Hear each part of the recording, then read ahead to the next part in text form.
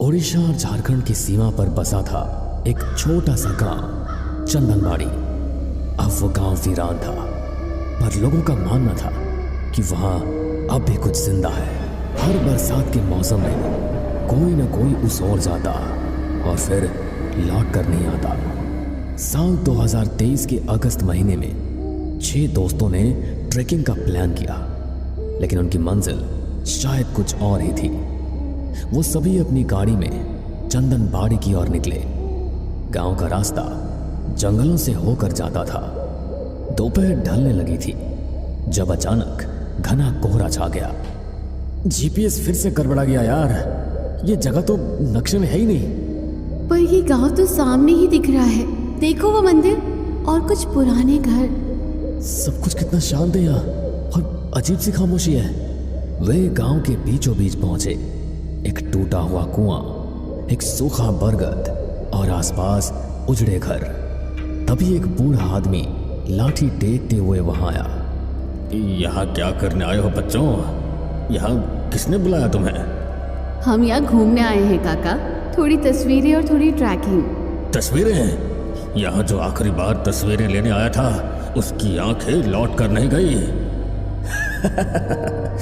मतलब ये गांव अब सिर्फ मृत आत्माओं का है। सूर्यास्त से पहले यहाँ से निकल जाओ वरना। तभी कुछ ही देर बाद बारिश शुरू हो गई। इससे पहले कि वे वापस लौटते, रास्ता कीचड़ से भर गया। उन्होंने गाड़ी में वहां से निकलने की कोशिश भी की, लेकिन कीचड़ की वजह से उनकी गाड़ी बीच में ही फंस गई। अरे यार, हम तो फंस गए, अब क्या करें? चलो किसी घर में आज रात रुक जाते हैं, सुबह निकल जाएंगे। पर काका ने मना किया था ना। अरे कुछ नहीं होता यार, इन बूढ़े लोगों की तो आदत ही होती है सबको डराने की। सब लोग गांव के थोड़ा अंदर गए और उन्हें एक पुराना घर दिखाई दिया। रात को वो उसी पुराने घर में ठहर गए। हर दीवार पर अजीब चिन्ह बने थे, जैसे किसी ने खून से कुछ लिखा हो। ये कैसा अजीब सा घर है। ऐसा लग रहा है कि दीवार पर किसी ने अपने खून से ये सब निशान बनाए हैं। ओ कम ऑन यार टीना, पहले के घरों में लोग रंगों से घर में अलग अलग चिन्ह बनाते थे। हो सकता है कि घेरवा से ये सब बनाया हो। ज्यादा सोचो मत, अब सो जाओ। वैसे भी हमें सुबह निकलना है। कोई मेरे बालों को खींच रहा था। एक औरत थी, बिना चेहरे वाली, बस एक बड़ा सा मुंह। शांत हो जाओ मीनू, ये बस सपना था। देखो तो हमारे अलावा कोई भी नहीं है यहाँ पर। उन्होंने मीनू को शांत किया और फिर से सब सो गए। लेकिन अगली सुबह मीनू गायब थी। बस खून से लथपथ उसका स्कार्फ घर के आंगन के बरगद के पेड़ के नीचे पड़ा था। तभी अचानक रघुनंदन काका वहां पर आए। देखो अब कोई रास्ता नहीं बचा, गांव ने एक और आत्मा ले लिया है। तुमने मेरी चेतावनी नहीं मानी। अगर तुम लोगों ने मेरी बात मान ली होती तो उस लड़की की जान नहीं जाती। कहीं ये सब कुछ आपने तो नहीं किया है? ये सब क्या है? हमें सब कुछ सच सच बताइए। मैंने तुम लोगों को पहले ही चेतावनी दे दी थी कि यहाँ से चले जाओ। ये गांव एक प्राचीन श्राप से जकड़ा हुआ है। 100 साल पहले यहाँ एक औरत को डायन कहकर जला दिया गया था। वो एक अघोरिनी थी, भैरवी।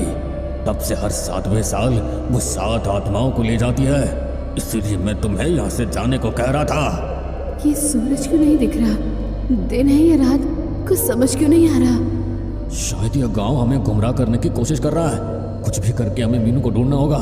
चलो उसे ढूंढते हैं। उसे कुछ हो गया तो मैं उसे लेकर वापस नहीं जा सकी तो मम्मी को क्या जवाब दूंगी? सभी बरगद के पेड़ की ओर गए। वहां के पीछे की ओर से एक पगडंडी निकलती थी जो गांव के पीछे एक खंडहर नुमा हवेली की ओर जाती थी। वो सभी उस रास्ते की ओर बढ़ने लगे। तभी रघुनंदन काका ने उन्हें टोकते हुए कहा, उस हवेली की ओर मत जाना, वहीं से सब कुछ शुरू हुआ था। वहीं उस औरत का ठिकाना है। कौन सी औरत? किसका ठिकाना है वो? और क्यों ना जाए हम लोग वहां पर? अघोरिनी का। अगर अपनी सलामती चाहते हो तो अभी भी रुक जाओ। देखिए हमें मीनू चाहिए। अगर उस अघोरिनी ने हमारी मीनू को कुछ भी किया तो मैं उसे छोड़ूंगा नहीं।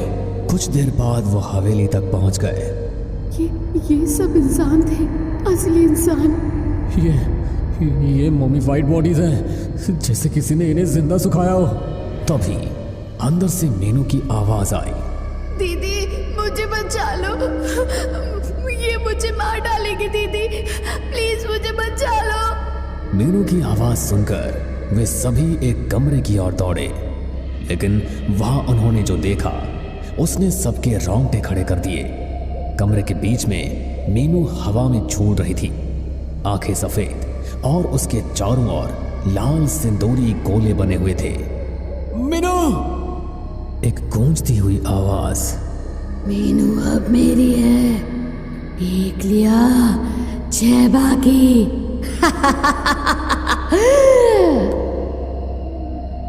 हम यहां से नहीं निकल पाएंगे, ये गांव हमें छोड़ने वाला नहीं है।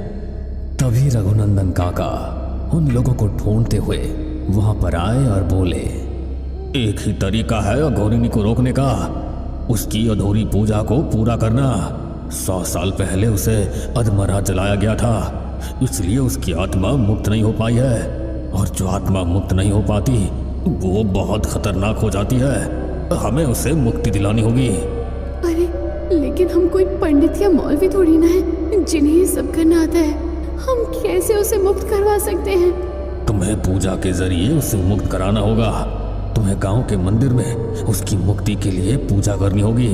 एक तुम ही ऐसे हो जो अभी तक यहाँ जिंदा बच पाए हो, वरना एक रात के बाद अगली सुबह यहाँ कोई नहीं दिखता।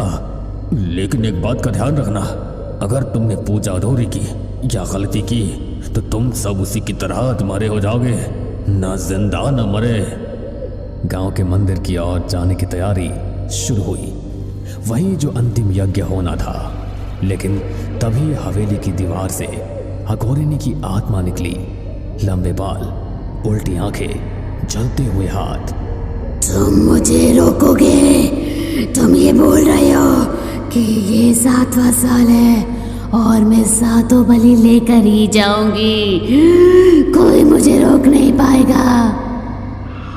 हवेली की दीवारों से उठती चीखें अब मंदिर तक सुनाई दे रही थी। रात का अंधकार और घना हो चुका था, जैसे चंद्रमा ने भी आंखें मूंद ली हों। अघोरिनी की आत्मा हर तरफ मंडरा रही थी। मंदिर की सीढ़ियों पर रेत जैसे समय बनकर बह रहा था। पूजा शुरू होने ही वाली थी, लेकिन एक एक करके रहस्य खुलने लगे। जिसने पहली बार अघोरिनी को जलाया था उसका वंशज ही अब उसे मुक्त कर सकता है। वो तुम लोगों में से ही कोई है जिसके पूर्वज ने 100 साल पहले उसे जला दिया था।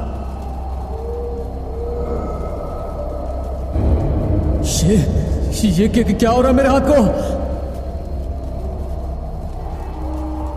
नीरज, तुम ही हो? तुम्हारा पूर्वज ही वो था जिसने अघोरिनी को शापित कर जिंदा जलाया था। अब सबकी आंखें नीरज पर थी। मंदिर की दीवारों से अचानक अघोरिनी की आवाज गूंजी, अरे वाह, वंशज आया है, अब तू भी जलेगा जैसे मैं जली थी। तेरा मांस भी छिलेगा, आत्मा सड़ेगी और गांव देखेगा तेरा विनाश।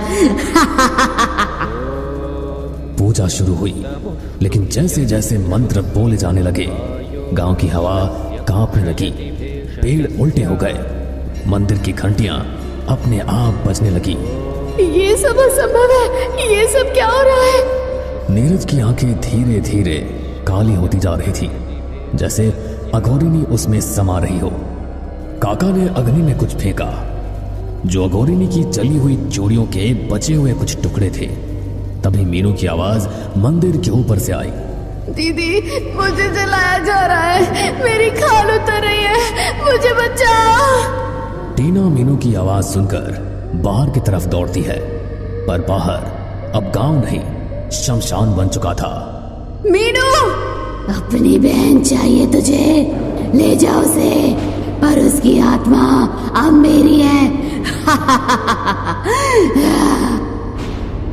अघोरिनी की हड्डियों से बनी उंगलियां मीनू की आत्मा को खींचती है और अचानक रोहित बीच में कूद जाता है।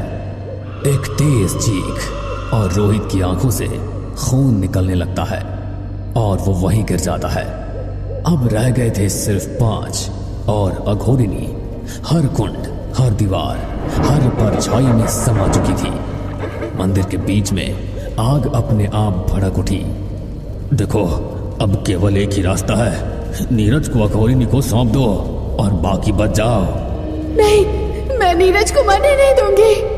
अरे अगर नहीं सौंपा तो हम सब मरेंगे।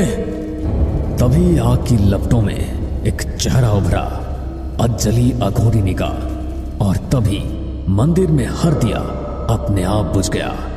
मंदिर में अब सिर्फ अंधेरा था, जीता जागता अंधकार। हवा ठंडी नहीं, जमी हुई लग रही थी। नीरज, वंदना, समर, टीना और रघुनंदन काका 5 लोग बचे थे, पर उनमें से किसी की भी आंखों में अब जीवन नहीं था, सिर्फ डर था। मीनू की आत्मा मंदिर की छत पर फंसी थी, चीखती, तड़पती और धीरे धीरे धुआं बन रही थी। अगर मुझे उसकी बलि बनना है तो ठीक है, मैं तैयार हूं। नहीं, तुम ऐसा नहीं कर सकते। तुम मरोगे तो मैं भी मर जाऊंगी। लेकिन तभी मंदिर के फर्श में दरारें पड़ने लगी, लहू बाहर आने लगा, जैसे जमीन खुद पीड़ा में हो। मंदिर के अंदर की हर मूर्ति ने आंखें खोल दी और उनमें से कुछ तो रोने लगी। ये भगवान रो रहे हैं, ये सब क्या हो रहा है? या फिर ये भगवान नहीं, कोई और है जो छिपा हुआ है इस मंदिर में। फर्श पूरी तरह फट चुका था। उसके नीचे एक गुप्त तहखाना निकला। उसमें पथरीली दीवारों पर रक्त से बनी पुरानी रेखाएं थी और बीच में एक सिंदूरी रंग का कपड़ा, उस पर अजली अघोरिनी की खोपड़ी। ये है उसकी आत्मा का केंद्र, यही है असली शमशान। इस खोपड़ी को आग दिखाओ, तभी आत्मा बंधन से टूटेगी। खोपड़ी जलाओगे तो हर देह खुद जल उठेगी। सांस लेते हुए जलना कैसा लगता है? चलो महसूस कर लो। अघोरिनी की परछाई दीवारों से निकलकर उन सब के शरीर में घुसने लगी। समर की आंखों से कीड़े निकलने लगे। टीना उल्टी में राख उगलने लगी। मैं जिंदा नहीं बचूंगा। मेरा शरीर गल रहा है। मीनू, मैं आ रही हूँ, मुझे माफ करना मेरी बहन। लेकिन तभी दोनों वहीं मंदिर में ठहर जाते हैं। उनकी देह अब राख बन चुकी थी। अब केवल बचे थे नीरज, वंदना और रघुनंदन काका। अब मैं इसे खत्म करूंगा, चाहे कुछ भी हो जाए। यह जो कुछ भी हो रहा है मेरे पूर्वजों की गलती की वजह से हो रहा है। मेरे पूर्वजों की गलती की वजह से मेरे 4 दोस्तों की जान चली गई। अब मैं आप दोनों पर कोई मुसीबत नहीं आने दे सकता। नीरज को कुछ और समझ नहीं आता, इसलिए वो ढही हुई जमीन के बीच से अघोरिनी की खोपड़ी उठाकर आग में डाल देता है। जैसे ही खोपड़ी अग्नि को छूती है, पूरा गांव चीख उठता है। सैकड़ों आत्माओं की सामूहिक चीख। पेड़ उल्टे गिरते हैं, हवाएं उल्टी दिशा में बहने लगती है और अघोरिनी प्रकट होती है। लेकिन अब उसका रूप पहले से कहीं भयानक हो चुका था। मुझे मोक्ष नहीं चाहिए, मुझे बस सबका अंत चाहिए। अब तुम सब मेरे साथ चलोगे। तभी वंदना दौड़कर नीरज के सामने खड़ी हो जाती है। तू तो पहले मुझे ले जा अघोरिनी। अगर मेरा प्रेम तुझे जला नहीं सकता तो तेरा श्राप भी मुझे नहीं तोड़ सकता। मेरे जिंदा रहते हुए मैं तुझे अपने नीरज को नहीं ले जाने दूंगी। अघोरिनी उसकी ओर बढ़ती है, लेकिन जैसे ही वो वंदना को छूती है, वो चलने लगती है और चीखकर पीछे हट जाती है। प्रेम सिर्फ वही शक्ति है जो ऐसी आत्मा को शांत कर सकती है। नीरज और वंदना मिलकर मंत्र पढ़ते हैं और उसी राख से यज्ञ कुंड में अघोरिनी का अंतिम तर्पण करते हैं। अघोरिनी चीखती है, तड़पती है, लेकिन एक क्षण ऐसा आता है जब उसके चेहरे पर शांति दिखती है। मैं मुक्त हूँ। और वो एक तेज प्रकाश में बदलकर हवा में विलीन हो जाती है। सुबह की पहली किरण जैसे ही मंदिर पर पड़ती है, गांव में रंग लौट आता है। हवेली गिर जाती है, बरगद हरा हो जाता है। मंदिर की घंटियां अब शांत स्वर में बजती है। रघुनंदन काका धीरे से मुस्कुराते हैं। अब चंदनबाड़ी सच में गांव बन गया है। ये अब मृत कैद हुई आत्माओं का घर नहीं है। नीरज और वंदना एक दूसरे का हाथ थामे वहां से निकलते हैं। पीछे एक हवा चलती है, जैसे कोई कह रहा हो, धन्यवाद। काले घने बादल छाए हुए थे और बिजली भी बहुत जोरों से कड़क रही थी। एक हवेली थी। उस हवेली में एक लड़की शीशे के सामने बैठी हुई खुद को देख रही थी और देखकर हंस रही थी। कुछ देर बाद वो लड़की बहुत घबरा जाती है और उसके बाद शीशे से एक हाथ बाहर निकलकर उस लड़की को शीशे के अंदर खींच लेता है। जूली नाम की एक लड़की अपने पति और सास के साथ एक घर के बाहर आकर रुकती है। पूरा परिवार बहुत खुश था क्योंकि उन्होंने बड़ी मुश्किलों से एक घर खरीदा था। जूली अपने इस नए घर को अपने हाथों से सजाना चाहती थी, इसीलिए वो घर का हर एक कोना देखकर अपने पति अतुल से कहती है, सब कुछ बिल्कुल परफेक्ट है, जैसा मैंने सोचा था। अब बस मुझे अपने कमरे के लिए एक शीशा चाहिए, वो भी कुछ यूनिक सा। अरे शीशा तो शीशा होता है, और वैसे भी इतने सारे शीशे तो हैं, और तुम्हारा ड्रेसिंग टेबल भी है, तो फिर तुम्हें शीशे की क्या जरूरत है? रहने ही दो तुम्हें क्या पता एक औरत के लिए शीशा कितना जरूरी होता है। और वैसे भी जब मैं यहाँ आ रही थी तब मैंने रास्ते में एक बहुत ही प्यारा सा शीशा देखा था। वे बहुत ही यूनिक और अलग था। मैंने आज से पहले इतना डिजाइनर शीशा कभी नहीं देखा, इसलिए तुम मेरे साथ अभी इसी वक्त चलो, हमें शीशा लेना है। अरे जब शीशा देखा था तो उसी वक्त बोलना चाहिए था ना। अब तो घर आ गए हैं, लेकिन अब तुम्हारे लिए दोबारा जाऊं शीशा लेने? अतुल बहसबाजी कर ही रहा होता है कि तभी उसकी माँ कमला हाथ में सामान की लिस्ट लेकर आती है और अपने बेटे से कहती है, ये कुछ सामान की लिस्ट है, बाहर जा रहा है तो ये भी लेकर आ जा। अतुल अब कुछ नहीं कह पाता और जूली के साथ बाहर शॉपिंग करने के लिए चला जाता है। जूली उसी दुकान पर जाती है जहां उसने वो शीशा देखा था और दुकानदार से शीशे के बारे में पूछती है। भाई साहब, मैंने अभी कुछ देर पहले आपकी दुकान के बाहर एक बहुत ही यूनिक शीशा देखा था। वह अभी के समय का शीशा नहीं लग रहा था, उस पर काफी अच्छा काम किया हुआ था। मुझे भी शीशा खरीदना है। वो शीशा बिकाऊ नहीं है, अब जाओ यहाँ से। पर क्यों? और मुझे वही शीशा चाहिए।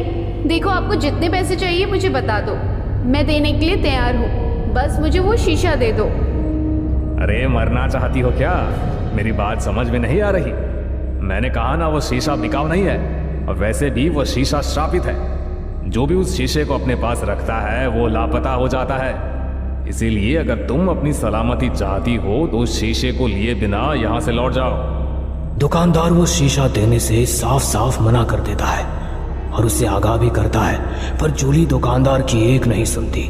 उस समय वो दुकानदार से नाराज होकर बाहर निकल जाती है, पर तभी वो देखती है कि वो एक कबाड़ी वाला उस शीशे को ले जा रहा है।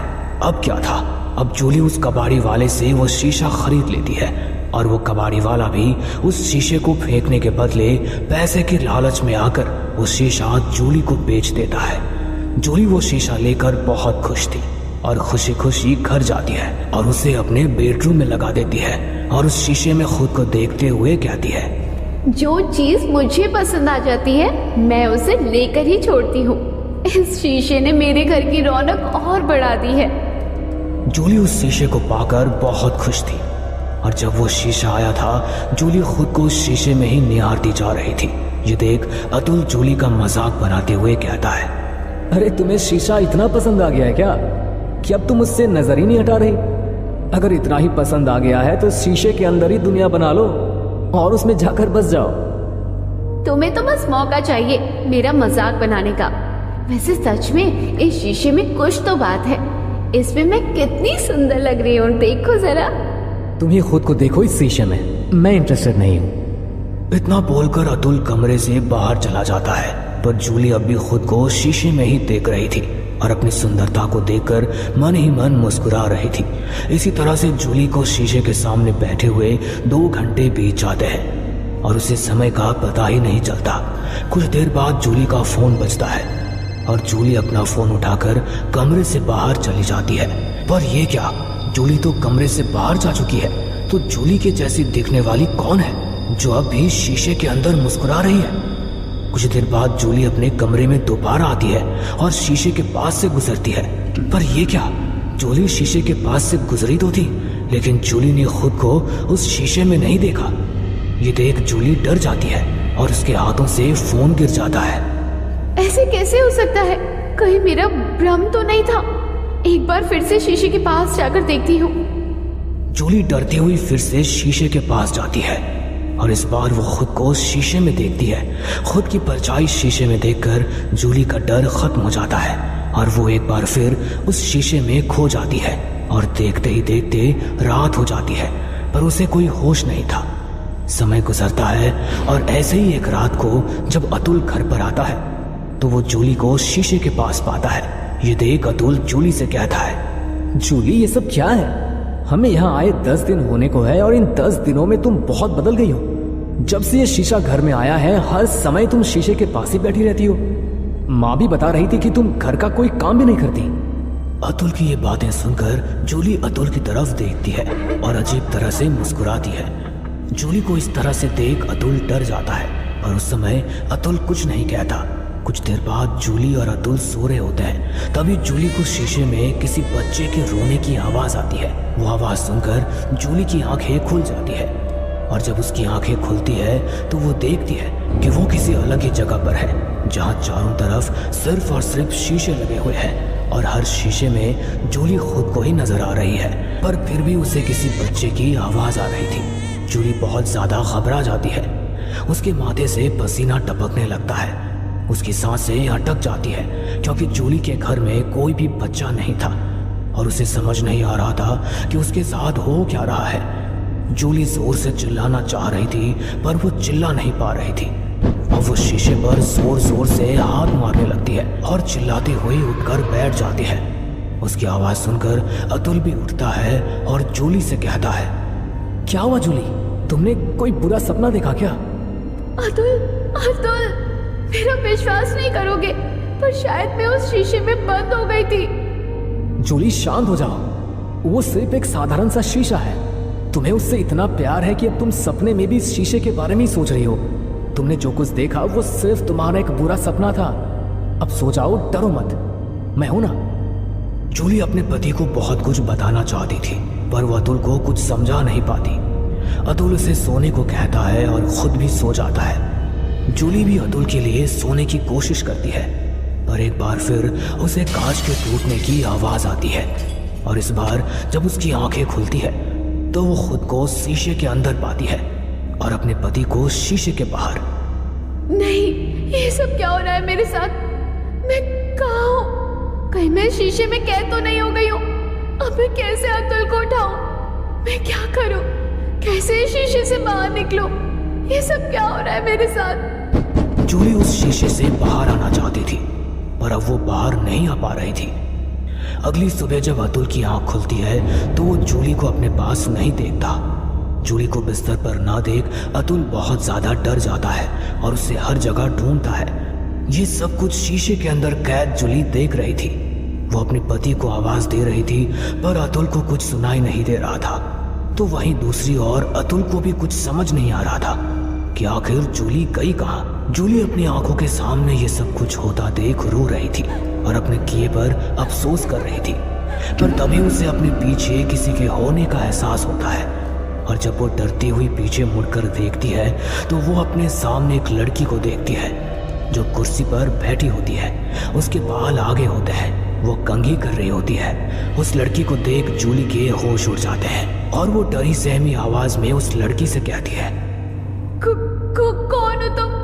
कौन हो तुम? जूली के इतना कहते ही वो लड़की कंघी करना छोड़ देती है और अपना मुंह ऊपर करके बाल हटाती है। उस लड़की के चेहरे से जैसे ही बाल हटते हैं जूली उस लड़की को देखकर हैरान हो जाती है क्योंकि वो लड़की कोई और नहीं बल्कि जूली ही थी। जूली अपनी हमशक्ल को देखकर घबरा जाती है और तभी जूली की हमशक्ल उससे कहती है, मेरी इस दुनिया में तुम्हारा स्वागत है। तुम बस कुछ ही दिनों के ही मेहमान हो, इसलिए मेरी दुनिया में रहकर अपनी बाहर की दुनिया को देखो, क्योंकि अब मैं बाहर जाऊंगी और तुम हमेशा के लिए अंदर रह जाओगी और बहुत जल्द मर जाओगी। नहीं नहीं नहीं, ऐसा नहीं हो सकता।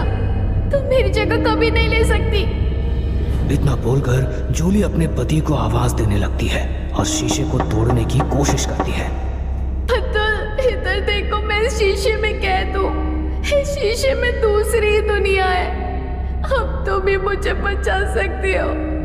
प्लीज मेरी आवाज सुनने की कोशिश करो अतुल, मैं तुम्हारे पास ही हूँ। जूली अतुल को बहुत आवाज देती है पर अतुल तक आवाज नहीं पहुंच पाती, जिसके बाद जूली वहीं बैठकर रोने लगती है और कुछ देर बाद अतुल के सामने जूली आती है। जूली को देख अतुल उसे गले से लगा लेता है और उससे कहता है, जूली तुम कहाँ चली गई थी? पता है मैं तुम्हें कब से ढूंढ रहा हूँ। मेरी तो सांसें ही अटक गई थी। जब से ये शीशा इस घर में आया है तुम बहुत बदल गई हो, इसलिए अब ये शीशा इस घर में नहीं रहेगा। अतुल, मैं तो बस मंदिर गई थी तुम्हारी लंबी उम्र की प्रार्थना करने। तुम अपना गुस्सा शीशे पर क्यों निकाल रहे हो? देखो, इस शीशे को कुछ मत करना। अगर इस शीशे को कुछ हुआ तो मैं तुम्हारी बीवी को भी मार डालूंगी। तुम्हारी बीवी मर जाएगी।